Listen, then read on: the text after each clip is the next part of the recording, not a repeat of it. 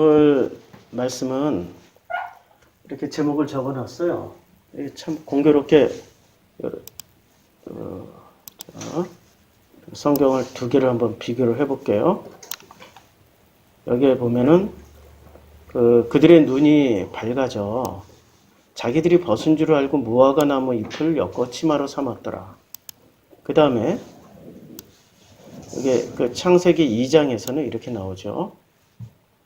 창세기 2장에서는 둘이 벌거벗었으나, 자, 아담과 그의 아내 두 사람이 벌거벗었으나 부끄러워하지 아니하더라. 25절과 창세기 3장 7절에 비교를 한번 해보겠습니다. 벌거벗었다. 히브리어로 벌거벗었다는 아롬이에요. 근데 이 아롬을 찾아보니까 참 신기한 게 있어요. 이게 우연의 일치인지 어쩐지 모르겠는데, 이 아롬이 창세기 3장 1절에서는 여호와 하나님께서 지으신 들짐승 중에, 여기 들짐승이 나오죠? 잘 보셔야 돼요, 이 들짐승을. 들짐승 중에 뱀이 가장 간교하더라라고 했는데, 뱀이 가장 간교하더라. 요때 요 간교라는 단어가 벌거벗었다라는 게 아롬이고, 그러니까 이게 단어가 이렇게 돼요. 이게 그 다음에 이게 롬, 이렇게. 그러니까 아롬이 이렇게 돼요. 가장 간교하니라. 여기 하나 바브가 들어가고 아롬. 그 다음에 요게 아롬의 위에 붙은 롬. 우리 히브리어가 우리 한글 자음 모음하고 되게 비슷해요. 요게 아예요. 요게 바브가 들어가서 요렇게 붙으면은 아롬이 됩니다. 자, 벌거벗은 건 아롬이고, 여기 붙어서 아롬이고, 그 다음에 그 간교하더라라고 번역할 때는 여기 붙어요. 여기 붙어서 아룸이 돼요. 이게 무슨 우리말에 그렇다고 이게 똑같은 단어가 아니고, 이게 우연의 일체의 아룸 이렇게 해놨는데, 이걸 가지고 찾아봤더니 논문이 꽤 많이 나와 있더라고요. 논문이. 도대체 왜 이런 식으로 배치를 해놨을까라는 궁금증에 대해서. 자, 뜻은 완전히 다른 거예요. 예, 뜻은 완전히, 이거는 벌거벗었다고, 이거는 간교하다라고 번역을 했는데, 이 간교하다라고 번역한 것을 아룸을, 여기는 아룸이에요. 아룸을 놓으니까 이 간교하다라는 단어를 쭉 찾아보니까 간교하다. 성경에 어디에 나오냐면 간교하다. 자, 출애굽기 5장 괴휼, 무슨 간사한 자, 그 다음에 슬기로운 자라고 번역했죠. 아룸, 예, 슬기로운 자라고 번역을 했어요. 그 다음에 또 슬기로운 자, 그리고 창세기에 슬기로운 자, 슬기로운 자가 압도적으로 많죠. 같은 창세기에서도 쓰여졌는데, 창세기 14장 15절 슬기로운 자, 그 다음에 창세기에서 슬기로운 자, 거의 대부분 다 뭐라고 번역했어요? 예, 슬기로운 자예요, 다. 그러니까 간교라고 번역한 게 좀 뱀이라는 들짐승, 뱀을 낮추려고. 왜냐면 못된 짓을 했으니까. 못된 짓을 했으니까 낮추려고 아룸이라는 단어를 일부러 간교라고 번역했지만, 실제 압도적으로 아룸이라는 단어는 슬기롭다라고 번역이 됐어요. 같은 창세기에서도 슬기롭다, 지혜롭다. 예, 지혜롭다. 그러니까 뱀의 포지션을 낮추려고 간교라고 번역했지만 본래 의미는 지혜로운 거야. 슬기로운 거야. 하긴 요새 슬기롭다는 단어를 다시 번역해야 된다고 그러더라고. 뭐 때문에? 슬기로운 의사생활을, 요새 의사들이 하도 파업을 하고 집단 이기주의, 슬기로운 의사생활을 집단 이기주의 의사생활로 다시 제목 잘못 붙였다고 이런 얘기도 하더라고요. 그러니까 이 슬기롭다라는 단어 아룸이 창세기 3장 1절에서만 간교라고 번역을 한 거예요. 아주 사악한 단어라고. 의도적인 거죠? 이런 번역은 굉장히 의도적인 번역이에요. 그러니까 만약에 슬기롭다라고 번역하면 이게 기가 막힌 거죠. 슬기롭다. 왜냐하면 진짜 3장 1절을 슬기롭다 번역하면 2장 마지막에 벌거벗었으나 부끄럽지 않아요. 아름했는데 아름이 벌거벗은 게 슬기롭다로 연결이 되는 거죠. 근데 벌거벗은 게 간교하다로 연결되어 있는 거는 부자연스럽잖아요. 그렇죠? 그러니까 뭔가 번역 하나 때문에 이런 억지스러운 것들이 막 생겨나는 거죠. 인류가 뱀을 싫어하는 거는 사실이에요. 왜냐면 징그럽잖아요. 징그럽지만 그러나 성경에서는 뱀을 그렇게 나쁘게 묘사하지를 않아요. 출애굽 사건 때 광야에서 사람들을 물어 죽인 건 불뱀이지만 살려주는 건 노뱀이 살려줬잖아요.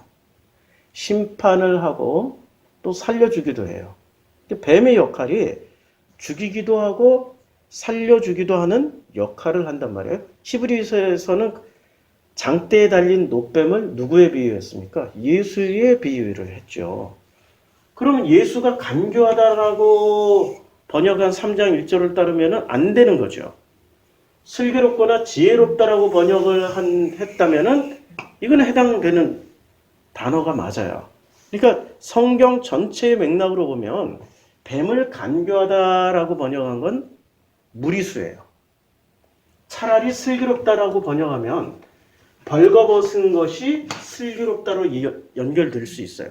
주고 받고 하는 대꾸처럼. 벌거벗었다. 아롬했더니 아룸했더라. 잘 안 들리죠? 아롬했더니 아룸했더라. 이제 들리죠? 내가 잘못 읽었어요. 아롬했더니 아룸했더라. 벗었더니 슬기롭더라. 이러면 딱 맞아. 이러면 맞는다고. 그래야 슬기롭다, 지혜롭다고 번역을 해야 장대에 달린 그 뱀이 간교한 게 아니라 슬기롭고 지혜로운 예수가 되는 거죠. 성경 전체 맥락에서 지금 설명하는 거예요. 안 맞을 수도 있어요. 왜냐면 기존 신학자들은 이런 식으로 번역을 해본 적이 없으니까. 그런데 우리의 뇌구조는 많은 사람들이 가는 걸 선택해서 갈까요? 정성필 혼자 가는 걸 선택할까요? 그렇죠.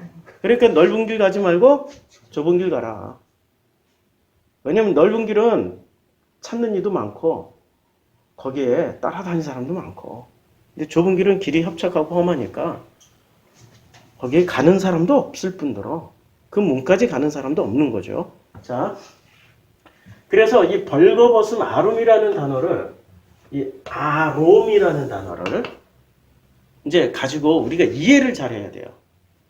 벌거벗은 것이 부끄럽다라고 말하지 않고 뭐라고 얘기했습니까? 성경에서는 벌거벗었던 이 모습을 가지고, 자, 한번 찾아보자고요. 부끄러워 아니하니라 라고 그랬단 말이에요. 두 사람이 벌거벗었으나 부끄럽지 않은 거예요. 근데 여기서 부끄럽다라는 단어를 한번 찾아보자고요. 이 부끄럽다라는 단어가 부쉬. 아유, 기왕 쓴 거 한번 씹으려. 여기 이게 좀 이게 좀 세게 뿌는 아니에요. 막 빠라 이런 건 아니에요. 뿌 이렇게 여기 이렇게 들어가면 여기 우 모음 난다고 그랬죠. 여기 우 이렇게 들어가면 우, 올라가면 오. 예, 우. 그 다음에 여기 쉬예요. S 영어. 이렇게 SH도 될 수 있고, 따라서 이렇게 붙어가지고 여기에 붙으면 또 이 발음이 나요. 부쉬. 조지 부시. 예, 부시. 이 부시가 부끄러워하다라고 이야기를 하는데 성경에서 어떻게 쓰여졌는지 한번 보자고요. 창세기에서 딱 한 번 나왔고 출애굽기에 나옵니다. 백성이 모세가 산에서 내려옴이 더딤을 보고, 더디다는 거야, 더디다. 지금 부시를, 똑같은 부시를 더디다라고, 모세가 산에서 내려오는 걸 더디다. 그 다음에 사사기에서는 그들이 오래 기다리다 라고 할 때 쓰여졌고요. 그 다음에 사사기에서 또 더디, 그러니까 주로 더디, 오래. 열왕기 하에서는 부끄러워. 여기는 또 부끄러워라고 번역을 했어요. 부시를. 그래서 열왕기하 또 열왕기하를 놀랐다. 놀랐다라고 번역을 했어요. 그리고 부끄러워하였습니다. 그 에스더죠? 스바냐인가? 예. 아유, 저도 예, 스바냐 맞죠? 내가 부끄럽다고 번역을 했고, 그리고 이게 욥기에서는 부끄럽다.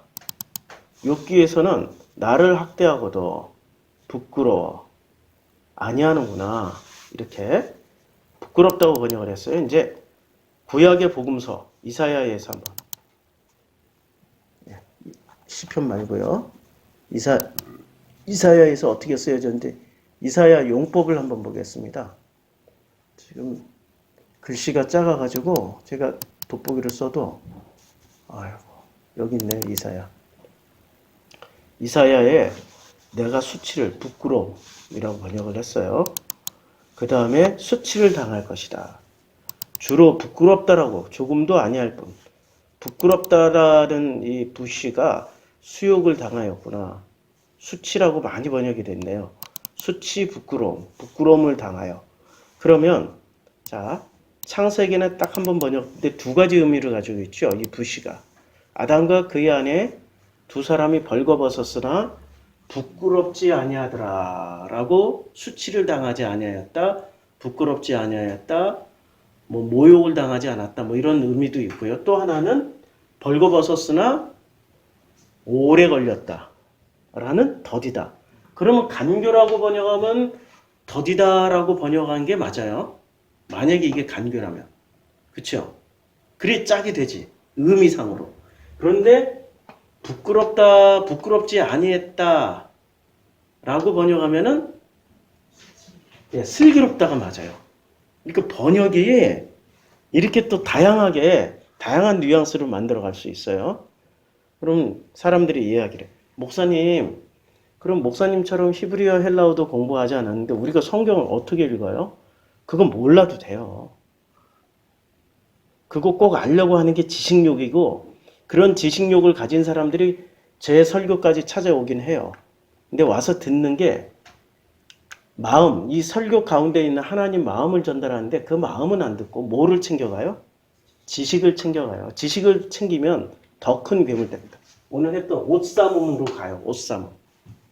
그래서 옷사움. 이게 지금 창세기 3장 7절에 나오는. 여기는 창세기 3장 7절이고 여기는 창세기 2장 몇 절이죠? 2장 25절이란 말이에요. 여기 2장 25절의 벗음과 이 3장 7절의 옷 입음이 굉장히 대조해서 지금 설명드리는 거예요. 자, 지식을 취한 결과는 옷을 삼았어요. 옷을 입은 게 아니야. 잘 보라고. 우리가 지금 3장 7절 오해를 하고 있는데요. 창세기 3장 7절에 보면 이에 그들의 눈이 밝아져 자기들이 벗은 줄을 알고 뭐를 했냐면 지난주에 했죠. 무화과 잎이나 끈이나 뭐 이런 다양하게 번역되는 무화과라는 소재를 가지고 좌우지간 무화과 잎이라는 소재를 가지고 치마로 만들어서 입었어요, 삼았어요. 예, 삼았더라라고 번역을 했죠. 그래서 한 번 더 봐요. 개역 한글, 본래 오리지널 개역 한글로 봐도 뭐라고 번역했냐면 치마를 하였더라라고 했지 입었더라라고 하지 않았어요. 삼았더라. 그러니까 삼았더라가 번역을 참 잘한 것 같아요. 치마로 삼은 거예요. 입은 거 아니에요. 입은 거 아니고 치마로 삼았어요. 치마가 아니고 이게 캐토네트. 그 다음에 이걸 제가 지난주에 뭐라고 그랬죠? 이 옷을 가죽 옷은 캐토네트고 속옷. 그 다음에 이 옷은 3장 7절 찾아보자고요. 3장 7절에 3장 7절에 보니까 이 옷이 자기들을 위하여 무화과 나무 잎을 엮고 자기 몸에 벗은 줄을 알고 치마를 뭐 이 치마가 지금 하고루라고 돼 있죠. 하고루. 그러니까 이 하고루가 치마가 아니란 말이에요. 옷이라고 그냥. 뭐 전신갑주. 지난주에 했잖아요. 이거 하고루가 전신갑주. 이게 열왕기 상하 3을로 넘어가면은 전신갑주예요. 전쟁에 쓰여지는 옷이라고. 예, 갑옷 같은 것이란 말이에요. 그러니까 치마라고 번역하기에도 참 무리수야. 그러니까 이걸 번역한 신학자들의 머릿속에는 진화론이 머릿속에 딱 들어가 있는 거야. 고대 사회니까 원신의 빤스 같은 거, 타잔의 빤스 같은 걸로 그따위로 생각한 거예요. 아니, 하나님이 에덴 동산에서의 그 문화 문명을 생각하면 지금보다 몇 배, 몇 천 배, 몇만 배, 몇억 배 훌륭한 문화였어. 왜냐면 안 죽었으니까. 사람의 수명과 문화 문명은 같이 발전한다고. 조선시대에 우리 평균 수명이 40이 안 됐어요. 그래서 나이 60만 되면 환갑이라고 거대한 잔치를 벌여줬다고. 왜냐면 우리나라 조선시대만 하더라도 지금처럼 의학이나 사회복지 시스템이나 이런 게 훌륭하게 만들어지지 않았단 말이에요. 위생시설이나 이런 게. 그래서 해외에서 온 선교사들이 구한말, 우리 조선 말에 선교사들이 와서 너무 더럽다고 뭐 이런 표현도 있어요. 그 사람들은 집에서 잘 때 벼룩과 이가 흙벽이니까 흙벽 속에 숨어있던 벼룩과 이가 밤이 되면 스물스물 나타나가지고 밤새 뜯어먹는 거야. 그러면서 선교활동을 했던 기록이 있단 말이에요. 그러니까 사회 전반적인 문화적인 수준이 높으면 지금처럼 우리 평균 수명 80세를 살아요. 근데 100년 전에는 평균 수명이 40세밖에 안 됐다고. 그만큼 우리 사회 수준이 낮았다고. 그런데 에덴 동산에서는 안 죽었잖아. 창세기 2장까지는 안 죽었어요. 그럼 문화 수준이 무지하게 높았던 거죠. 이런 걸 성경을 깊이 읽어내지 못했던 신학자들이 치마라고 번역해버린 거야. 전신갑주를. 참. 그래서 우리가 성경을 읽을 때 그 사람들이 번역한 단어들 하나하나가 굉장한 철학과 의도를 가지고 번역을 했단 말이에요. 근데 그 철학과 의도대로 우리가 성경을 읽다 보면 결국엔 성경은 본질을 찾아갈 수 없는 이상한 책이 돼버려요. 그래서 그게 가장 많이 왜곡된 게 창세기 1장부터 11장 사이가 가장 많이 왜곡돼서 번역이 됐어. 왜냐면 여기는 신화 같은 얘기니까. 사람들 머릿속에 이건 고대사에 우리도 알지 못하는, 그러나 우리는 알지 못하지만 한 가지는 분명하게 안다 이거야. 뭘 분명하게 알아요? 한 가지 분명하게 아는 게 하나 있는데 그건 뭐냐? 진화론. 진화론이 나온 게 불과 300년이 채 안 되는데 우리는 거기에 다 세뇌당했다. 진화론이 확실하다고. 신학이라는 학문이 모든 학문을 사이언스라고 그래요. 사이언스는 논증이 있고 에비던스가 있어야 된다고. 근데 신학이라는 학문이 학문으로서 존재하려면, 현대적인 학문으로서 존재하려면 에비던스가 있어야 된다. 근데 에비던스를 어디서 가져와야 돼요? 성경에서 성경으로 가져와야 되는데 그러면 다른 학문들이 인정을 안 해줘. 어디서 가져와야 돼? 세상의 에비던스에서 가져와야지. 진화론이나 이런 게 근거해서 얘기를 해줘야 니네 학문 맞아. 왜냐면 사이언스니까. 학문 자체가. 신학이라는 거 학문이 돼서는 안 되고 신학은 그냥 해석학만 하자고. 해석학. 신학이 아니라 해석. 근데 해석이 아니라 신학 안에 온갖 게 다 들어와 있잖아요. 윤리학 들어와 있죠. 역사학 들어와 있죠. 당연히 해야지 이건. 그 다음에 거기에 보면 무슨 실천신학에서 실천신학 영역으로 들어가면 교회 행정학, 교회 성장학, 뭐 별의별 거 다 들어가 있어요. 그 영역에서 이런 게 다 필요하다. 학문, 세상의 에비던스가 다 필요하다. 자, 지금 엿길로 샜는데 벌거벗었다라는 것이 지금 두 가지 가능성이 있단 말이에요. 간교할 수도 있고 슬기로울 수도 있어요. 그렇죠? 그런데 부끄럽지 아니했기 때문에 간교하다라고 번역하기는 좀 그렇죠. 그러니까 벌거벗었으나 부끄럽지 아니한 거는 오히려 슬기롭고 지혜롭게 눈을 탁 떠버렸으니까 눈을 떴다라는 거는 다 볼 수 있다는 말인가? 아니면은 보고 모든 걸 보면서도 품을 수 있다는 말인가요? 예. 근데 눈을 분명히 떴어. 근데 모든 걸 품지 못하고 보고 싶은 것만 본다. 이러면 눈을 뜬 건가요? 아니면은 눈을 감은 건가? 떴으나 감은 거죠. 우리는 지금 어디에 해당되냐면은 지금 현재 이 인류는 벌거벗었으나 부끄럽지 아니함에 해당될까요? 아니면은 벌거벗었기 때문에 눈이 밝아졌어요. 드디어 눈이 밝아졌어요. 그렇지만 몸이 벗은 줄 알고 무화과 나무 잎을 엮고 하고로 전신갑주를 입었어요. 치마가 아니에요. 입은 거 아니야. 전신갑주를 삼은 거야. 지금 삼았다라는 단어가 여기서 보면 전신갑주를 삼았다. 그들의 무화과 나무 잎을 엮고 그들의 그 치마를 하였더라라는 이 단어가 아싸예요.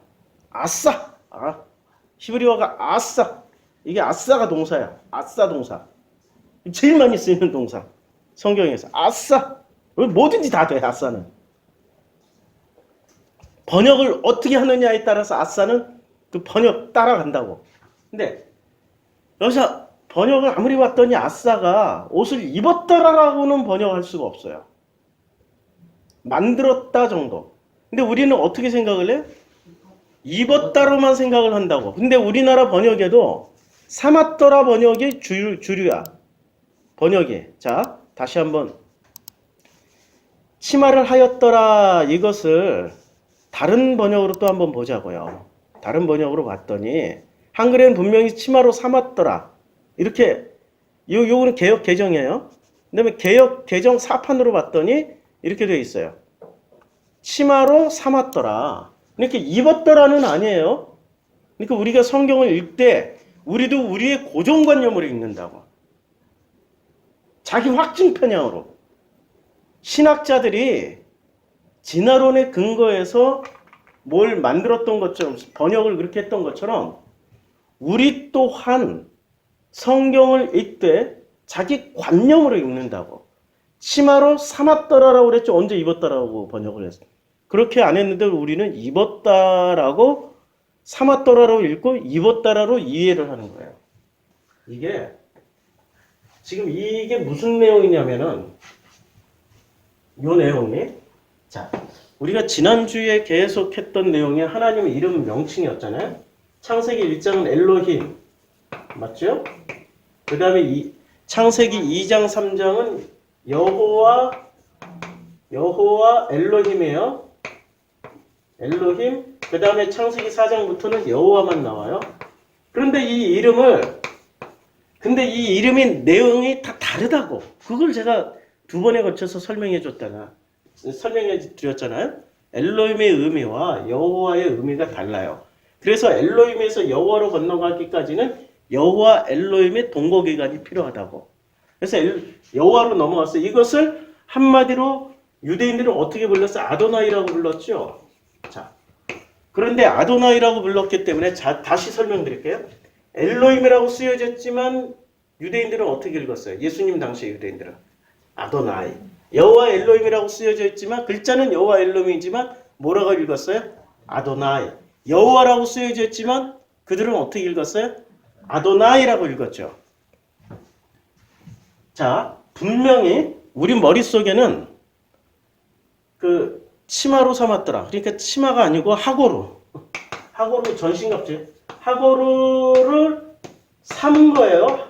전신갑주로 그냥 삼음이야. 그런데 삼았다라고 분명히 쓰였는데 우리는 읽을 때 어떻게 이걸 읽을 때 삼았다라고 읽고 이해는 뭐로 하고 있어요? 입었다라고 이해. 완전히 다른 거죠 지금. 이 한 끗 차이가 엄청나요.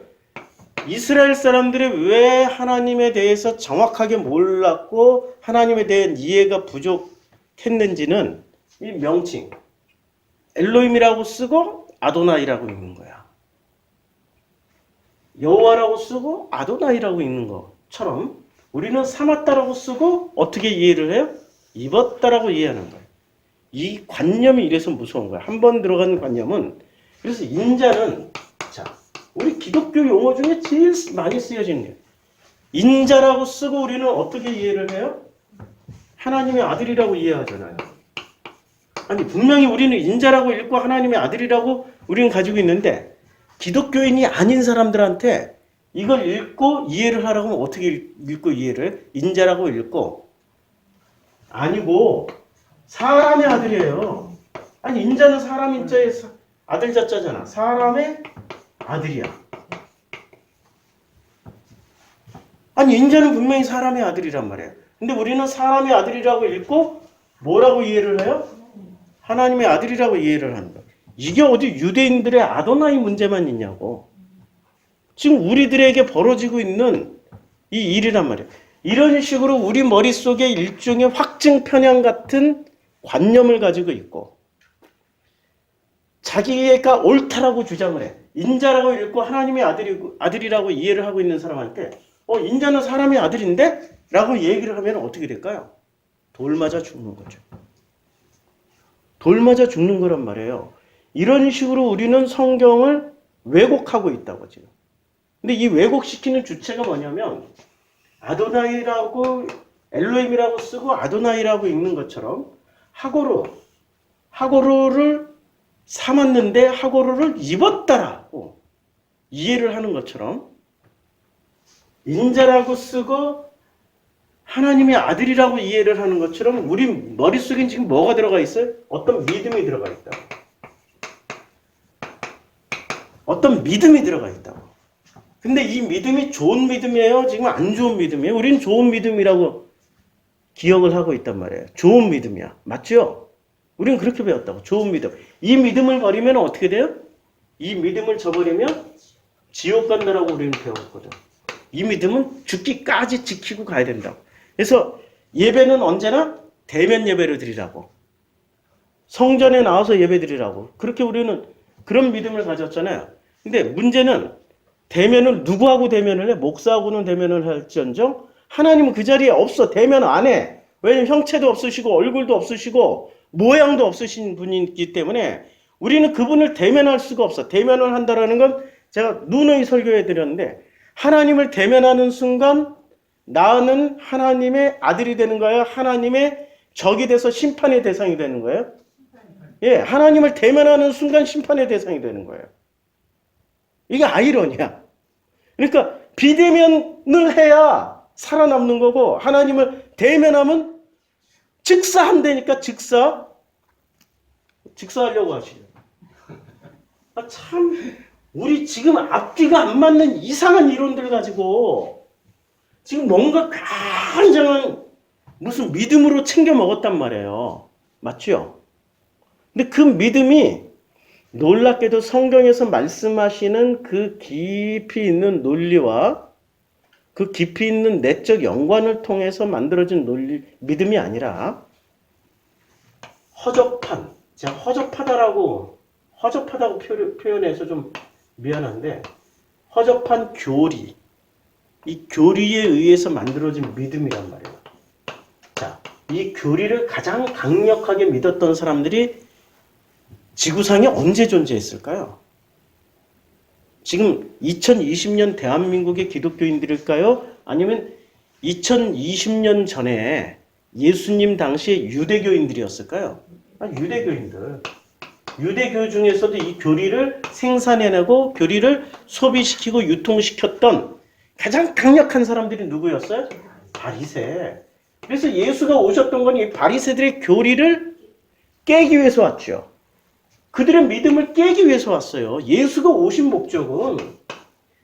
이 땅에 오신 목적은 유대교의 그 교리, 바리새들이 끊임없이 소비하고 재생산하고 유대교인들을 계속 재학습을 시켰던 이 교리를 깨기 위해서 왔다고. 이 교리의 결과에 따르면 그들이 가지고 있는 믿음대로 가면은 어디로 가요? 아버지께로 가지 않고 어디로 가? 마귀에게로 가니까.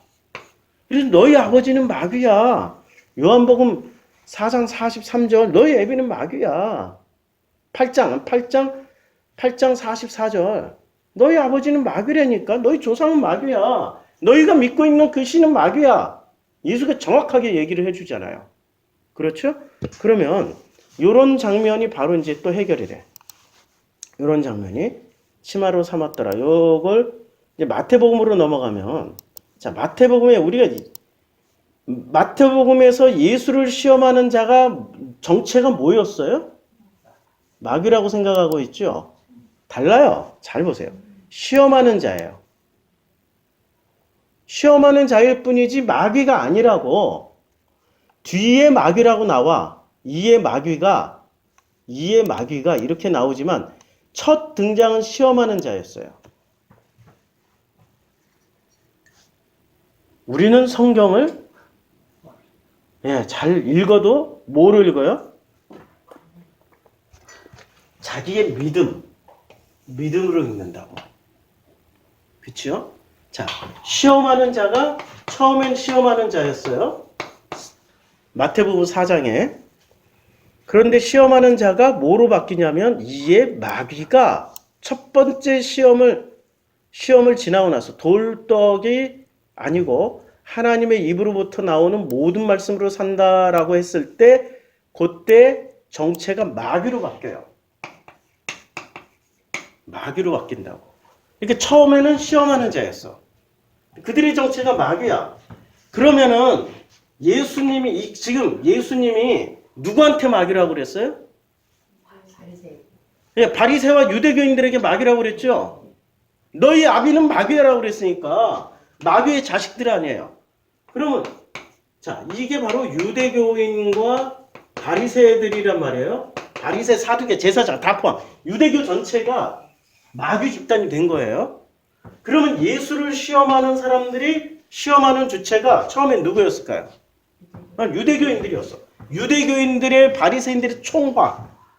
그들의 총화가 지금 와서 시험하고 있는 거야. 그럼 이들이 뭘 지금 추구하고 있었어요? 저 너머에 있는 하나님이 아니라 현실 세계 돌이 떡이 되게 해줘봐. 그 다음에 성전에서 뛰어내려봐. 그러면 너 하나도 안 다칠 거 아니야? 그럼 우리가 믿어줄게. 그 다음에 나한테 절을 해봐. 제사장, 바리새. 그럼 내 천한 모든 만국을 너한테 다 줄게. 이해가 쉽지요? 이 사람들의 의식 수준이 뭐였어요? 시험하는 자들의 의식 수준이 마귀 수준이었어. 근데 그 마귀 수준이 지극히 현실적이야. 그 현실이라는 게 어떤 현실이에요? 하나님을 뺀 현실. 하나님 없이 나한테 절을 해. 내가 신이니까. 결론은 자기 자신들이 신이란 얘기 아니에요. 그치요? 자기 자신들이 신이라고. 그러니까 마귀의 정체는 한마디로 말해서 마귀라는 존재가 존재하는 게 아니라 누가 마귀냐면 바리새, 사두개, 유대교인들의 그 총합이 마귀라는 얘기야. 그럼 그들의 총합은 어디에 다 모여 있어요? 믿음 안에 모여 있어. 이 믿음이 마귀야. 그러면 믿음을 만들어냈던 교리가 마귀야. 그래서 예수는 마귀를 멸하러 왔잖아요. 어떻게 멸해? 이거 깨면 되는 거야. 교리 깨주고 그들의 믿음을 깨줘야 돼. 근데 깨려다가 어떻게 됐어요? 예수가 거꾸로 십자가에 달려 돌아가셨다고. 그럼 예수가 진 거잖아요. 졌잖아요. 근데 마귀들이 기뻐했지. 유대교인들이 기뻐했잖아요. 죽이고. 이제 부활하심으로 말미암아서 어떻게 됐어요? 다시 역전승 한 판이 벌어지는 거예요. 이제 예수는 부활하셔서 우리들에게 어떤 선물을 주고 하셨어요? 성령, 보혜사. 그리고 우리는 보혜사를 받으면은 그 부활에 동참하는 거죠. 예수가 죽어야만이 보혜사가 오신다고 그랬으니까. 보혜사를 받는 순간 우리는 부활에 동참하는 사람이 돼서 뭐를 깰 수 있는 거예요? 예수가 요한복음에 너희는 나보다 더 큰 일을 할 거야 라고 말씀하셨잖아요. 우리보다 더 위대한 일을 한다고. 그들이 가지고 있는 믿음 시스템을 밝혀주는 거야. 너희들이 가지고 있는 게 마귀야. 지금 어디에 해당돼요? 지금 한국교회 너무나도 정확하게 맞아떨어지죠. 너무나도 정확하게. 아니 하나님을 대면하는 순간 죽는데 자꾸 하나님을 대면하라고 그래. 교회에 와야 그것도 교회에서만 하나님을 대면할 수 있대. 말이 되냐고. 그럼 교회 밖에는 하나님이 없기 때문에 그들은 다 멸망당해도 된다고 믿고 있잖아요. 아니 지금 기독교인들이 교회 안에 있으면 다 우리 형제 자매요? 다 나와 함께 구원받을 자고 교회 문 밖에 딱 나가서 창문만 열고 이렇게 쳐다보면 저 밖에 있는 것들은 다 멸망할 가증할 심판의 자식들이라고 믿고 있잖아요. 아니 거꾸로야. 요 안에 있는 것들이 다 멸망당해야 돼. 그들이 가지고 있는 교리와 믿음이 깨져나가지 않는 이상은 결단코 눈은 떴으나 자 옷삼음. 뭐로 옷을 삼았어요? 이게 옷을 삼은 거야. 무화과. 무화과 나무에 잎으로 엮었단 말이에요. 그렇잖아요. 무화과 나무 잎으로 엮었는데 무화과 나무 잎이 어떤 역할을 하는 거예요? 벌거벗었으나 부끄럽지 아니했는데 선악 지식을 먹음으로 말미암아서 벌거벗은 것이 부끄러운 줄 알고 얼른 가렸어. 옷을 삼았다고 가렸다고 그냥 옷을 삼았지 그게 영구한 옷이 아니에요. 그래서 하나님이 영구한 옷을 줘요. 에덴 동산에서 추방하실 때 캐토네트라고 가죽 옷을 줘. 캐토네트. 지난주 설교예요. 연결해서 들어보셔요. 캐토네트라는 가죽 옷을 주시는데 그 가죽 옷 위에 어떤 옷을 입든지 간에 그건 괜찮아. 근데 캐토네트를 안 입고 무화과 나뭇잎으로 하고로 전신갑주를 입었어. 그거는 문제가 있어. 전신갑주를 벗겨내야 되는 거죠. 그들의 전신갑주가 그들이 만들어놨던 교리와 믿음이었다고. 예수님 당시처럼. 에덴 동산도 똑같은 지금 이런 전쟁이 일어나고 있는 중이에요. 이게 전 인류 역사에 걸쳐서 계속 일어나고 있어. 지금 한국 상황뿐만이 아니라 2000년 전 예수 때, 그 다음에 또 1000년 전에 이사야 때, 또 1000년 전에 애굽 시절 때 똑같이 반복되고 있었어요. 똑같이 반복되고 있었다고. 이게 무슨 엄청나게 특별하고 큰 일이라고 생각하는데 결코 그렇지 않아요. 자, 창세기 2장에 다시 창세기 2장에 이러므로 아담과 그의 아내 두 사람이 벌거벗었으나 부끄러워하지 아니하더라. 요 결론이 나오기까지 어떤 일을 했냐면 아담이 모든 가축과 공중의 새와 들의 모든 짐승에게 이름을 주니라. 이름을 줬어요. 그렇죠? 그리고 여호와 하나님이 흙으로 각종 들짐승과 공중의 각종 새를 지으시고 아담이 무엇이라고 부르느냐 보시려고 그것들을 그에게로 이끌어 가시니 아담이 각 생물을 부르는 것이 곧 그 이름이 되었어요. 그러니까 각종 들짐승과 공중의 각종 새가 재료가 흙이에요. 흙이죠. 사람의 재료도 흙이잖아요. 그리고 아담에게 이끌어가니까 아담이 각 생물을 부르는 것이 곧 그의 이름이 되었습니다. 자, 바로 요 들짐승이 어디서 나오냐면 3장 1절. 그런데 뱀은 여호와 하나님이 지으신 들짐승 중에 가장 지혜롭더라. 예, 가장 지혜롭더라. 왜 지혜로워야 되죠? 아니 왜 지혜로워져야 돼요? 응? 지혜로워져야 되는 이름이 있을 거 아니에요. 자, 처음에는 이 뱀은 창세기 2장에 따르면 이 뱀은 어떤 상황이에요? 이름이 없었어. 흙으로 만들었지만 생명은 있으되 이름이 없었어요. 근데 아담이 뱀에게 이름을 지어줬을 거 아니에요. 그렇죠? 이름이 곧 그의 이름이 되었다. 자, 우리 김춘수의 시 혹시 기억하세요? 예. 한번 크게 한번 넣어. 예. 예. 꽃이 되었다. 그 이름이 어떤 의미가 부여되니까 뭐가 돼요? 나에게 꽃이 되는 거야. 그렇죠? 그러니까 하나의 의미가 되었을 때 의미 부여가 되는 이름이라는 거는 정체성과 그 모든 그 자기가 가지고 있는 어떤 의미가 되는 거잖아요. 그러니까 정체성과 의미가 되는데 그런데 그 정체성과 의미 부여를 누가 해줬어요? 아담이 해줬죠. 그러면 뱀은 지혜로워져야 돼요? 아니면은 간교해야 돼요? 아, 이거 진짜 2장과 3장만 비교해봐도 본래 뱀은 아담에 의해서 이름이 지어졌으니까 쓰임받는 존재란 말이에요. 무슨 갑자기 느닷없이 사탄처럼 떡 하고 등장하는 그런 존재가 아니라고. 지금 2장 19절에서 분명히 아담에 의해서 이름이 지음을 받았다고 각종 들짐승 안에 들어가 있잖아. 그리고 들짐승 중에 가장 간교 아니라 가장 지혜로워가지고 뱀이 여자에게 물어 이르되 물었어요. 하나님이 묻는 게 우리는 꼭 이걸 어떻게 설교를 해줬냐면 야, 요 새끼가 간교하니까 꼬시려고 사실을 숨기고 그리하지 아니하더냐? 이런 식으로 설교를 해왔는데 그게 아니고 지혜롭기 때문에 물어서 소크라테스의 그 깨닫는 방법이 있잖아요. 꼭 끝까지 물어주잖아. 묻잖아. 물어 이르되 하나님이 참으로 너희에게 동산 모든 나무의 열매를 먹지 말라 하시더냐. 너희에게. 그러니까 여자 하나가 아니라 복수로 물었다고. 너와 아담에게.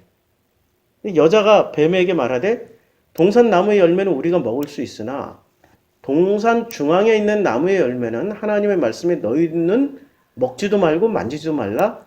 너희가 죽을까 하노라 하셨다. 죽을까 하노라를 이거는 뭐 뱀이 이렇게 꼬시니까 여자가 약해져서 이렇게 아니에요. 2장에서 확실히 죽는다고 얘기했어. 죽을까 하노라가 아니라 죽는다. 여자도 알고 있었다고. 그런데 뱀이 이르되 너희가 결코 죽지 아니하니라. 결론적으로 어디에 넘어갔어요? 안 죽는다는 말. 그 다음에 절대 안 죽어요. 이 다음부터 절대 안 죽잖아. 교리와 믿음 들어가면 죽어요? 안 죽어요. 남을 죽일지언정 자기는 안 죽어. 맞죠? 그 다음에 왜냐면 왜 남을 죽일지언정 자기는 안 죽여? 예수는 죽일지언정 자기들은 안 죽어. 왜? 자기들이 언제나 오라. 자기들이 언제나 옳다라고 믿고 있기 때문에. 무조건 오라. 왜 오라? 무조건 올 테니까. 기독교인들한테 물어봐. 왜 당신들이 왜 오라야 되는데? 그럼 기독교인들은 우리가 예수 믿으니까. 그러면 예수 믿는 게 뭐가 옳은데? 아, 예수가 진리니까. 그러면 예수가 진리라는 증거가 뭔데? 예수가 진리라니까. 그럼 예수가 진리라는 증거가 뭔데? 예수가 십자가에서 죽고 부활했으니까. 그게 왜 진리인데? 진리일 정도로 끝까지 진리라고 얘기하고 끝까지 믿어. 논리가 뭐예요? 없어. 믿음에는 논리가 없다니까요. 무조건 믿는 거예요. 그치요? 옳기 때문에 이 교리와 믿음이 들어가면 자기네들이 옳기 때문에 남을 죽여도 돼. 그 지구상의 지금 현재 대표적인 집단이 이슬람 집단이잖아. IS. 자기네들이 옳기 때문에 사람들을 그냥 유튜브 보면은 잔인한 장면 너무 많이 있잖아요. 그냥 목 자르는 장면 무지하게 나오잖아요. 왜 그렇게 확신 있게 사람들을 죽여요? 자기네들이 옳기 때문에. 그게 뭐 때문에? 교리와 믿음 때문에. 그러면 기독교 당신들도 사람 안 죽였어요? 아니 마녀사냥으로 사람 죽였고 이슬람과 전쟁하면서 사람 죽였잖아요. 식민지 개척하면서 아메리칸 인디안들 몇억 명을 저 이교도라고 해서 죽여버렸잖아요. 그들은 오히려 미국의 아메리카 땅에 도착했던 초창기의 청교도인들에게 옥수수를 주고 혹독한 겨울을 날 수 있게 그들을 보호해줬는데 거꾸로 인디안들을 죽여버렸잖아. 왜? 자기네들이 뭔가 옳다라는 거야. 인디안보다 훨씬 옳아. 훨씬 옳은 게 왜 옳은데? 왜? 지금 젊은 의사들 파업 아니 지금 의협 회장하고 다 타협 받는데도 파업 풀기로 했는데도 또 파업하잖아. 왜? 자기네들이 옳기 때문에. 왜 옳은데? 아니 올 테니까. 왜 옳은데? 국민은 수술 못 받아서 죽어가는 사람도 있는데 왜 옳아? 올 테니까. 집단이기주의. 그걸 집단이기주의. 자기 옳음이 집단이기주의예요. 자, 집단이기주의는 왜 옳아? 무조건 옳아. 집단이기주의는 무조건 우리 집단이 옳아. 우리는 살고 너희는 다 죽어도 돼. 지금 이 교회 안에 있는 사람들은 살고 교회 밖에 있는 사람들 전부 심판받아도 돼. 이게 집단이기주의잖아요. 그러니 지금 기독교인들이 이렇게 극단적인 그 믿음 시스템을 가지고 있기 때문에 그 결과물이 정광훈으로 나타난 것 뿐이에요. 정광훈이와 사랑교회 신자들로 나타난 것 뿐이에요. 원래 기독교의 교리와 믿음의 시스템대로 가면은 전 지구인들이 다 정광훈 될 때까지 끔찍하죠. 끔찍하잖아요. 정광훈 될 때까지 죽기 살기로 전도할 거예요. 그러면 정광훈이보다 더 센 교리와 믿음을 가지고 있는 이슬람하고 부딪히면 둘 중에 하나 승부를 가려야지. 기독교가 이겼어 드디어. 자, 그러면 이제 전 지구에 천국이 올까? 하나님 나라가 올까요? 그때부터 지옥문이 열리는 거죠. 끔찍하잖아요. IS 애들이 국가를 세웠어요?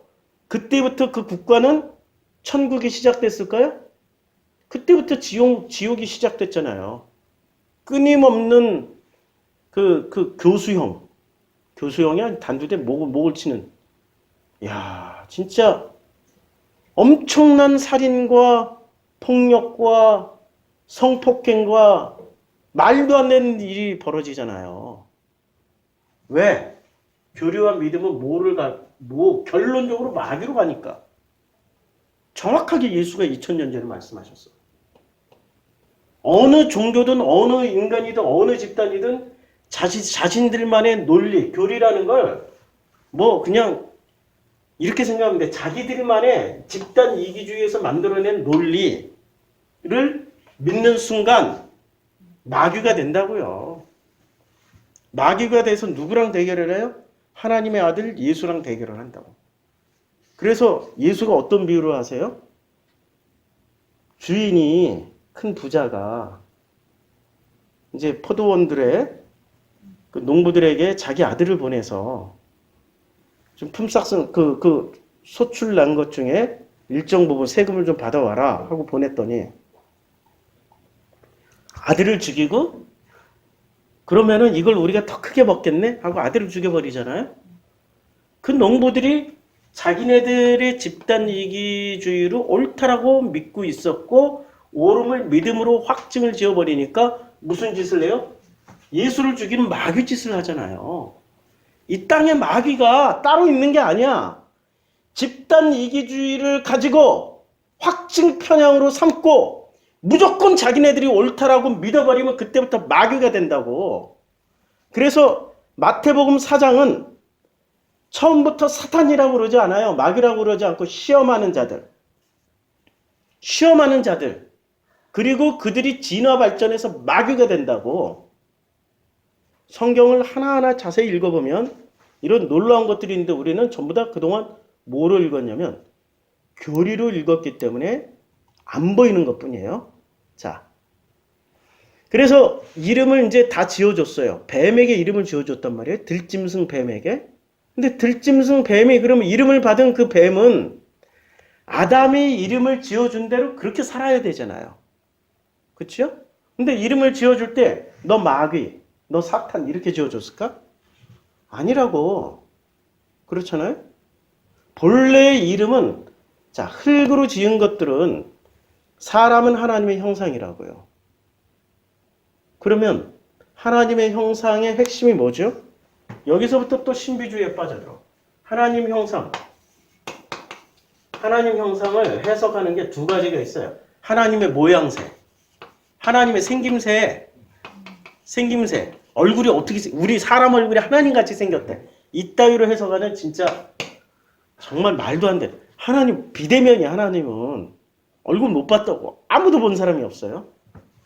또 하나는 하나님의 형상은 영이야, 영. 그래서 우리 인간에게만 영이 있어, 영혼이.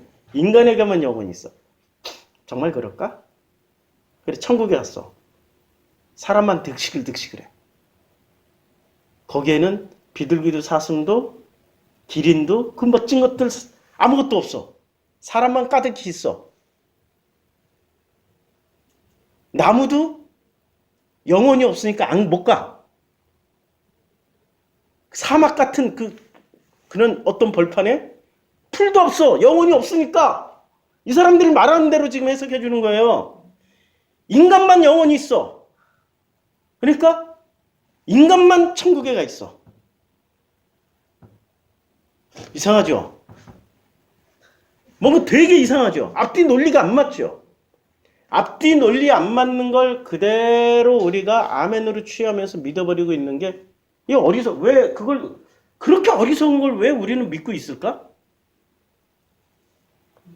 집단 이기주의 때문에. 집단 이기주의의 논리를 우리가 믿음으로 취해버린 게, 나라는 인간의 어떤 이기심을 합리화시켜주는 그런 논리가 있단 말이에요. 그걸 교리라고 그러는 것 뿐이지 실제 교리를 공격하자는 게 아니야. 그게 집단 이기심의 발로라는 거지. 이걸 믿음으로 취해버렸어. 되게 이상하죠? 천국에 영혼 있는 영혼만 간다고. 그쵸? 그러면 풀도 나무도 새도 짐승도 올라오면 안 돼.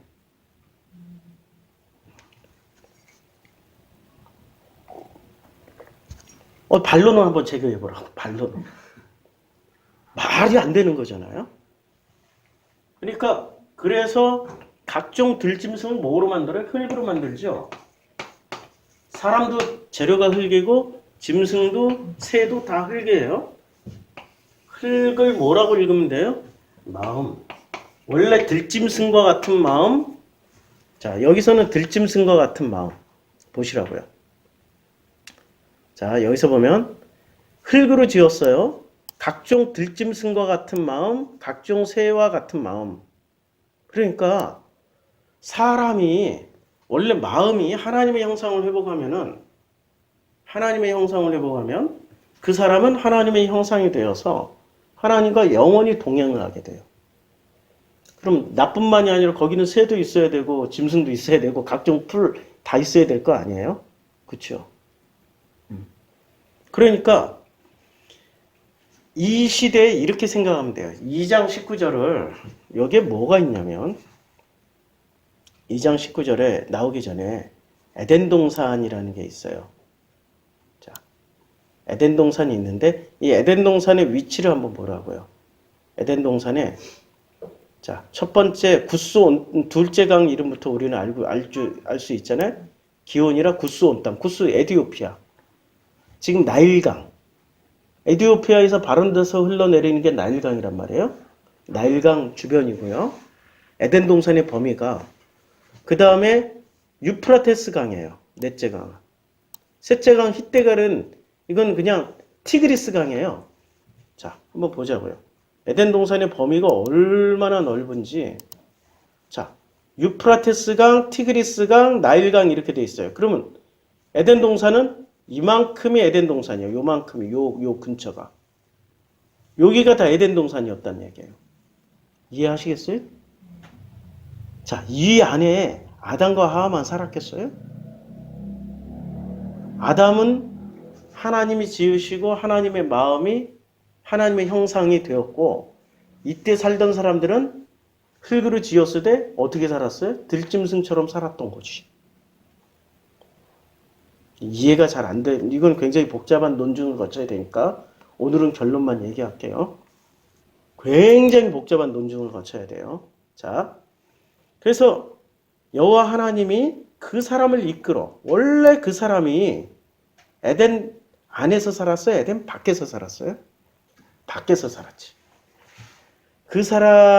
하나님이 그 사람을 이끌어 에덴 동산에 두어 그것을 경작하며 지키게 했어요.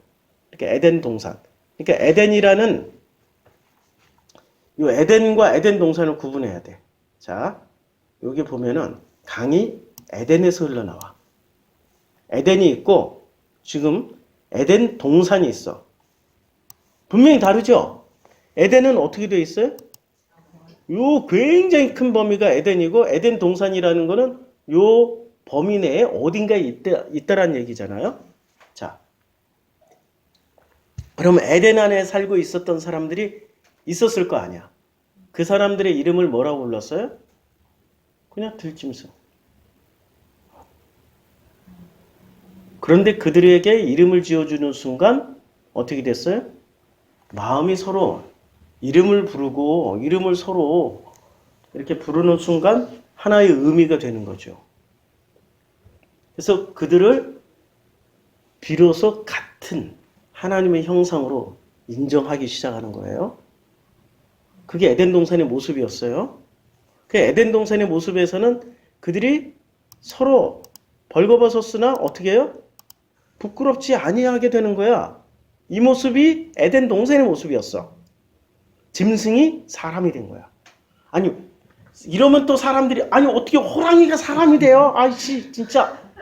아니, 어떻게 뱀이 사람이 돼요? 아이씨. 반인반수예요? 그런 게 아니고, 성경에서 이 짐승 같은 놈아. 우리도 흔히 쓰잖아. 이 짐승 같은 놈아. 이 호랑이 새끼, 이 돼지 새끼야. 그렇게 하잖아요? 그러나, 이 호랑이 새끼야, 돼지 새끼야, 이걸 싹, 이 짐승 같은 놈아, 그걸 싹 빼고 보면 뭐가 보여요? 사람이 보이죠? 역순으로 간다고. 그래서 에덴 안에 에덴 동산은 놀라운 일이 벌어지는 거예요. 놀라운 일이. 그래서 이거는 크게 얘기해서 이렇고, 좀 더 이것을 자세히 설명하기 위해서 아브라함, 이삭, 야곱을 선택하셔서 그들에게 가나안 땅이라는 것을 약속을 해주셨어. 그러면 에덴 안에 가나안 땅, 이스라엘은 무슨 역할을 해야 돼요? 무슨 역할을 해야 돼요? 에덴 동산의 역할을 해야 되는 거죠. 근데 에덴 동산의 역할을 한 적이 있었을까요? 있었을까요? 거의 없다. 거의 없다. 거의 비스무리하게 보여줬던 거는 다윗밖에 없다. 다윗 시대. 없었잖아요. 거의 없다. 거의 비스무리하게 있었던 거는 여호수아가 죽기 직전에 그 땅 초창기에 가나안 땅 점령 초창기의 모습. 여호수아 그 세대가 다 떠나가자마자 여호와를 알지 못하는 세대들이 바알을 숭배해 버렸어요. 근데 다윗이 다시 그것을 복원시켰으나 솔로몬에 의해서 도로 망가져. 도로 짐승들의 세계. 지금 계속 반복되고 있잖아요. 무슨 사건의 반복이에요? 자기네들이 옳다라고 믿는 집단 이기주의를 믿는 그 사람들로 득식을 된다고. 그럼 그 땅이 에덴 동산이 뭐가 돼요? 도로? 예, 에덴이 돼버리는 거야. 짐승들의 세계. 그래서 그것을 제대로 설명해주고 제대로 가르쳐주기 위해서 오신 분이 예수 그리스도라고요. 근데 사람들이 예수 그리스도의 말씀을 못 알아듣는 거죠. 왜냐하면 교리라는 안경, 믿음이라는 안경을 끼고 예수를 보니까 죽었다 깨나도 못 알아들어요. 지금 이 시대의 예수는 2020년 9월 달의 예수는 대한민국의 예수는 누구겠어요? 그분들이 예수라고 믿고 있는. 예? 아니 정광훈이잖아. 그리고 정광훈이가 하나님 까불면 나한테 죽어? 이런 소리 마음껏 하잖아요. 기고만장해가지고. 그런 말을 할 수 있는 그 백그라운드가 뭐냐고. 믿어주니까. 요 앞에 있는 기독교인들 몇 명이 믿어준다고 그 정도 발언을 할 수 있겠어요? 왜 그를 이단으로 아무도 안 걸어? 대형교회 당회장들이? 소망교회 당회장, 여의도 순복음 당회장, 광림교회 당회장, 이런 대형교회 당회장들이 왜 그를 이단으로 안 거냐? 하나님 까불면 나한테 죽어? 이러고 있는데도. 그거 확실히 이단이잖아요. 왜 못 걸어요? 왜 안 걸어요? 초록이 동생이야. 지들이 다 같아.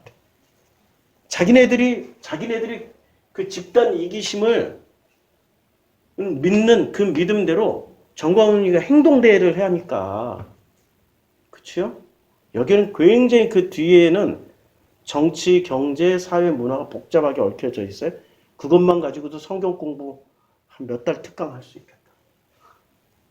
오늘은 설교니까 여기까지만 하면, 자, 그래서 이렇게 복잡한 얘기를 이제 다 하고 난 후에 제가 말씀드리는 것, 요 내용, 벌거벗음과 옷을 삼음이 우리에게는 어떻게 다가오냐 이거죠.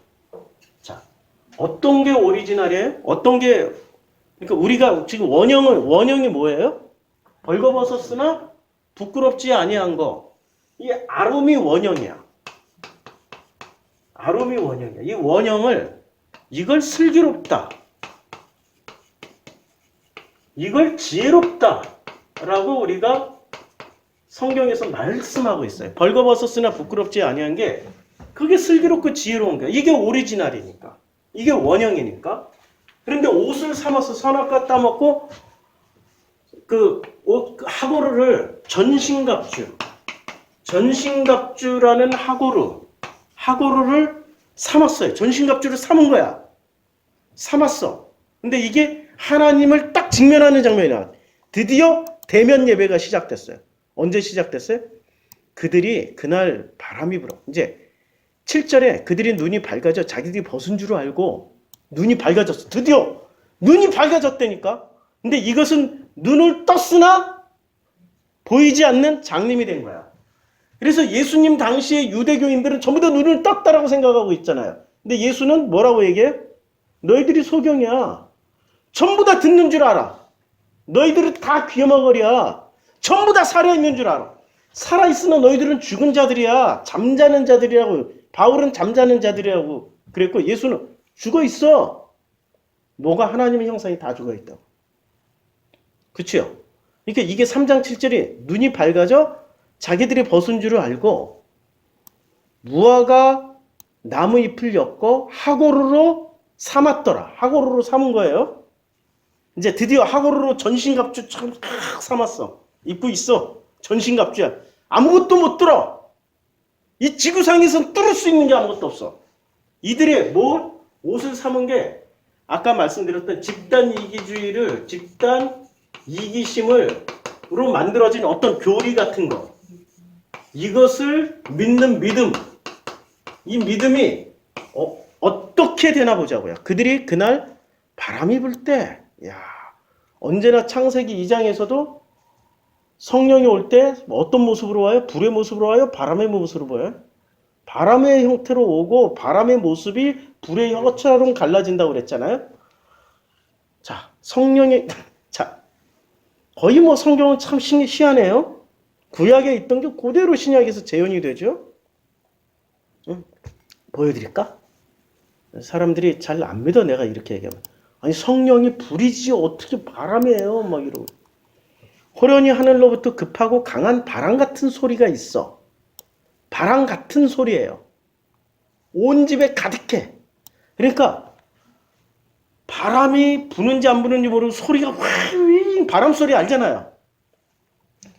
그러니까 바람 같은 소리가 어떻게 돼? 불의 혀처럼 갈라져요. 그게 다 성령이 충만함을 받았어요. 그러니까 하나님의 그날 바람이 불 때 뭐가 내려왔어요? 하나님의 소리가 내려왔어. 어쩌면 이렇게 똑같아. 지금 사도행전 2장의 모습이 창세기 3장 8절에 압축해서 나타난 것 뿐이에요. 그 역사는 창세기 1장이나 계시록까지 똑같이 계속 반복된다. 반복. 우리는 그걸 모르는 거지. 성경을 자세히 안 읽으니까. 아담과 그의 아내가 여호와 하나님의 낯을 피하여 대면을 하지 않은 거야. 대면하는 순간 어떻게 돼요? 죽으니까. 죽음이 뭐가 깨져? 이 믿음으로 만드는 전신갑주가 홀라당 깨져나가니까. 동산 나무 사이에 숨었어요. 여호와 하나님이 아담의 이름을 부르십니다. 자, 여기서 아담을 부르셨죠? 창세기 2장에 보면 똑같은 장면이 나오잖아요. 자, 창세기 2장 여호와 하나님 흙으로 각종 들짐승 공중에 각종 새를 지으시고 아담이 무엇이라고 부르느냐 보시려고 그것들을 그에게 이끌어 가시니 아담이 각 생물을 부르는, 자, 불렀어요. 그쵸? 부르는 것이 그들의 이름이 됐어요. 이때 아담이 그들의 이름을 지어주고 이렇게 부르면 나오는 거죠. 그쵸? 그런데 이 장면에서는 하나님이 아담을 불렀을 때 나오는 게 아니라 숨었어요. 숨은지라. 야, 2장과 4장은 상당히 달라요, 지금. 2장은 원형인데, 이 원형, 우리가 회복해야 될 원형이에요. 3장은 지금 현재 우리들의 모습이라고. 지금 현재 기독교인들의 모습이자 나의 모습이라고. 나. 자, 그래서 집단 이기심과 믿음을 가지고 있는데 하나님을 부르면 어떻게 돼? 집단 이기심 다 버려야 돼. 내 믿음 다 버려야 돼. 내려놓아야 돼. 내려놓기 싫으니까 어떻게 해요? 숨는 거지. 하나님을 피해서 숨는 거지.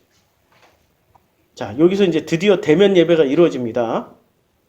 내가 어디 있느냐 했더니 내가 벗었으므로 두려워하여 숨었나이다. 아직 지금 대면 안 했어요.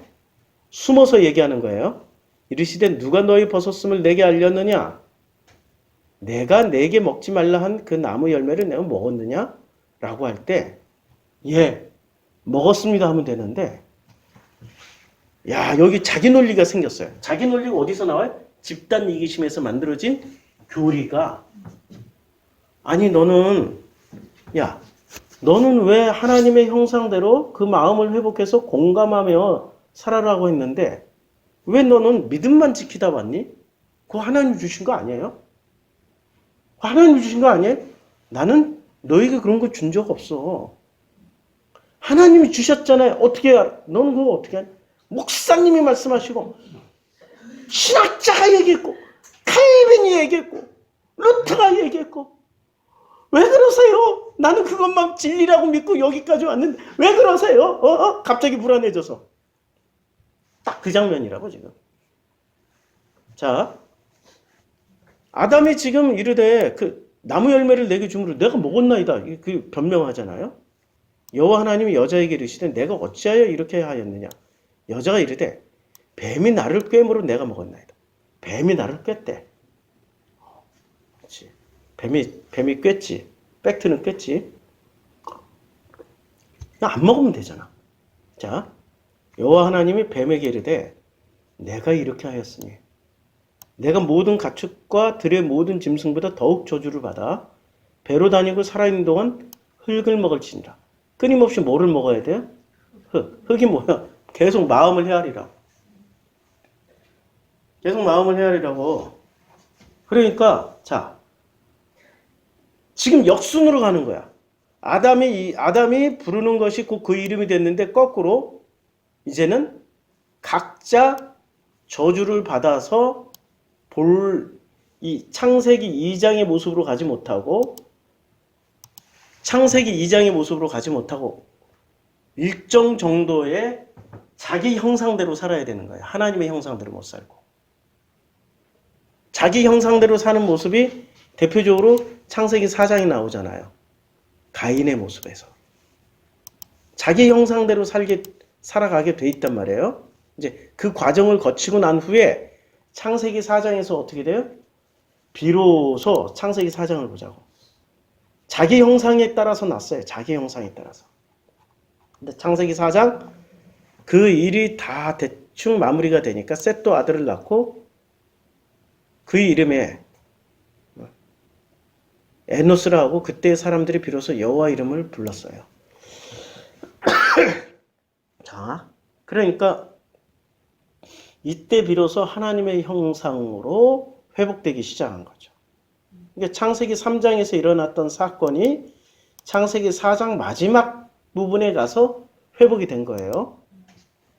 다시 이제 벌거벗었어요. 아론. 옷을 삼았어요. 그러면 지금 내 옷을 삼은 것이 내 옷의 정체를 알으셔야 되잖아. 이게 하나님의 형상의 옷인지 아니면 나의 형상의 옷인지 나란히 인간이 속해 있는 집단 이기심의 형상의 옷인지 그걸 믿음으로 취하고 전신갑주를 취해서 이 전신갑주 입고 싸우라고 분이 계셨잖아. 이거 입고 싸우면 큰일 나요. 큰일 난다고. 우리는 싸우려면 어떻게 했어? 우리 옛날에 어렸을 때 덤빌 테면 덤벼, 빨개 벗고 덤벼 막 이러잖아. 우리 옛날에 어렸을 때 이상하게 70년대 우리 60년대 70년대는 애들끼리 싸우려면 꼭 이러서 덤빌 테면 덤벼, 빨개 벗고 덤벼 이런 거 많이 싸우는데 우리 남자애들 기억나시죠? 예. 우리의 원형이 있었어, 원형이. 아직 우리는 60년대생이니까. 근데 자, 벌거벗어야 원형을 회복해요. 옷을 삼으면은 이때부터 뭐로 가냐면 집단 이익심과 믿음을 가진 마귀로 간다고. 마귀. 이게 마귀라고. 누가 마귀가 돼요? 집단으로 믿고 있는 사람들이 마귀가 된다고. 한 사람이 믿으면은 그것은 정신분열증이나 창난일 수가 있어요. 그러나 집단적으로 믿으면 뭐가 돼요? 종교가 된다고. 종교가 되는 순간 이때부터 이들은 그냥 마귀야.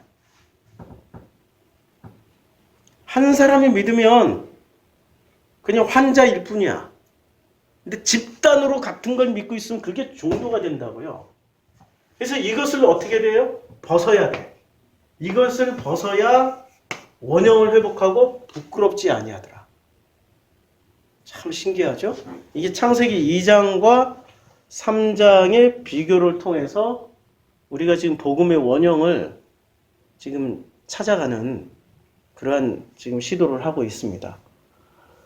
앞으로 창세기 한 1년 동안은 창세기 1장 1절 강해, 1장 2절 강해 이렇게 안 나갈 거예요. 계속 1장부터 11장까지 그 안에 있는 내용들을 개념 정리를 이렇게 해나갈 거예요. 개념 정리를 하고 나서 각 구절씩 들어가야 우리가 이해를 해요. 그러니까 이제까지 창세기 강의라면 창세기 1장 1절부터 태초에 막 거기에 삘 받아가지고 태초에 뭐 하등에 그거는 유익할 수도 있지만 그런 식으로 배워서 전부 우리가 어떻게 됐어요? 집단 이기심에 믿음을 가진 마귀가 됐다고. 누가 마귀예요? 인간이 마귀야. 시험하는 자. 끊임없이 시험하잖아. 하나님한테. 하나님, 왜 정광훈이 같은 인간을 왜 만들어놨어요? 확 죽여버리세요. 좀 코로나 걸려서 확 죽어버렸으면 좋겠어요. 이렇게 바랬던 국민들도 많았고 거꾸로 정광훈이와 그를 따르는 그리고 그 뒷배에 있는 대형교회 당회장님들 그리고 그들과 결탁해 있는 우리 또 정치 판검사님들 그들에게 돈을 대주고 있는 정경련 특히 삼성 이런 분들은 또 이런 생각을 하는 거지. 야, 정광훈이 열심히 해라. 그래서 이놈의 권력 그냥 저 빨갱이 권력 좌파 권력 그리고 우리가 그전에는 얼마나 이명박근혜 정권 때 얼마나 우리가 편법과 그냥 할 수 있는 거 다 했지 않나요? 지금 못하게 하니까 짜증난다. 확 그냥 코로나 확 퍼져서 이 대한민국이 확 다 코로나 때문에 무정부 상태가 될 때 이야 우리 이제 기회가 온다. 혹시 그렇게 생각할 수도 있죠. 혹시. 이거는 세상법이 있어서 혹시 만약에 확증 안 해요. 이분들은 확증 편향이지만 나는 확증 편향 아니야. 이분들은 확증 편향이고 서로 집단 이기심에 따라서 서로 판단하고 재고 지금 서로 나가는 거죠. 근데 서로 옷 벗기가 무서운 거지. 그러니까 서로 적대시하는 사람 옷 벗으면 어떻게 돼요? 그 다음부터 사진 찍어가지고 유튜브에 올려버려. 그러면 안 되잖아. 그 옷을 못 벗는 거야. 하고로 전신갑주만 입고 있어야 돼요. 이렇게 입고 더 무겁게, 더 휘황찬란하게. 그런데 벗었으나 부끄럽지 아니한 세상. 거기가 창세기 2장의 에덴 동산이었고 그 외에 지금 그걸 회복하는 사례가 없어요. 그 후에 예수도 죽여버렸으니까. 그러면 그 나라와 그 의는 어디서 이루어져야 돼요? 우리는 지역이나 어떤 국가나 민족 안에서 이루어진다고 믿고 있는데 그거 절대 아니에요. 예수 때 그거 수정해줬어요. 너희 몸이 곧 성전이야. 그러니까 누구에게 이루어져요? 그 지역이나 국가나 집단에서 이루어지는 게 아니라 나라는 인간 안에서 이루어진다고. 그러면 할렐루야지. 아멘. 나만 그렇게 이제 내가 그렇게 아버지와 동행하다 보니 역으로 가는 거지. 나라는 믿음이 깨졌어. 깨졌더니 이 믿음의 실체를 봤더니 집단 이기심이었어. 집단 이기심도 깨졌어. 깨졌더니 전신갑주 하고루가 벗겨졌어. 벗겨졌는데 하나님 앞에 섰는데 안 부끄러워. 그럼 되는 거야. 부끄럽지 않다니까. 나라는 믿음이 깨지면은 원래 하나님의 아들이니까 5살짜리 아기가 아빠 앞에서 홀라당 먹고 막 뛰어다녀. 얘 창피해요? 가족도 창피하게 여기나? 창피 안 하다니까. 스스로가 5살짜리라고 생각하지 않고 50살 먹은 노인이라고 생각하면 창피하죠. 그치요? 스스로 성장했다고 생각하는 거야. 지구의 역사를 생각해 보라고요. 우주의 역사를 생각해 보라고. 우리가 나이 50 먹었다고 그게 대단한 나이인가? 먼지 하나도 안 되는데. 우리는 영혼을 살아간다며. 영혼을 살아간다며요. 그치요? 근데 왜 50년 사는 인생, 60년 사는, 70년 사는, 80년 사는 인생은 무슨 야곱처럼 험난한 인생 80을 자랑할 안 된다고. 영원히 살 날이 훨씬 많아. 벗겨져야죠. 벗고 갑시다. 하나님 벗겨주실 때 그냥 확 벗으시면 돼요. 그렇다고 이렇게 나체적, 이걸 또 잘못 이해한 이 유럽 기독교인들은 나체적으로 살아 그냥 미친놈들. 그런 말 아니고 자기 머릿속에 들어있는 것을 벗겨내라고 줘. 그 믿음을. 기도하겠습니다. 아버지 하나님, 우리 머릿속에 있는 그 믿음이 참으로 위험합니다. 이 믿음이 우리를 마귀로 만들고 있습니다. 이제 역으로 우리 믿음이 내려지고 내가 옳담, 확증편이 다 내려져서 아버지, 이제 벌거벗었으나 부끄럽지 아니하는 그런 존재로 살아갈 수 있도록 축복해 주시옵소서. 예수님의 이름으로 기도드렸습니다. 아멘.